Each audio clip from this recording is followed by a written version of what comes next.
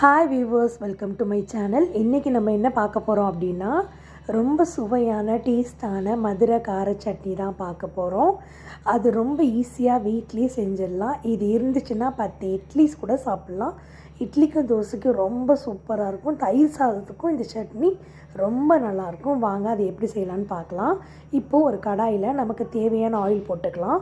Oil நல்லா சூடானதுக்கப்புறம் 1/2 tumbler உளுத்தம்பருப்பு நல்லா பொன்னிறமாக ஆகணும். அப்போ தான் ரொம்ப டேஸ்ட்டாக இருக்கும். உளுத்தம்பருப்பு பொன்னிறமானதுக்கப்புறம் 10-15 காஞ்ச மிளகாய் எடுத்து வச்சுருக்கேன், அதையும் இதில் சேர்த்துக்கிறேன். இது கூடவே ஒரு கொட்டை புளி சேர்த்துக்கலாம். புளி ரொம்ப டேஸ்ட் கொடுக்கும், அதுக்காகத்தான். புளி கூடவே ஒரு 10-15 பூண்டு பல்லையும் சேர்த்துக்கிறேன். இது கூடவே சின்ன வெங்காயம் ஒரு கைப்பிடி எடுத்து வச்சுருக்கேன், அதையும் இதில் சேர்த்துக்கலாம். கொஞ்சமாக வெறும் மிளகாத்தூள், இது கூடவே ஒரு கொத்து கருவேப்பிலை, இது எல்லாம் சேர்த்து நல்லா கோல்டன் கலர் வர்ற வரைக்கும் நல்லா வதக்கி எடுத்துக்கலாம். கலர் மாறினா தான் அந்த சட்னியோட கலரும் நல்லாயிருக்கும். இப்போ நம்ம ஒரு ஜாரில் இதை சேர்த்துக்கலாம். இது கூடவே ஒரு சிறிதளவு உப்பு சேர்த்து நம்ம பேஸ்ட் மாதிரி அரைச்சி எடுத்துக்கலாம்.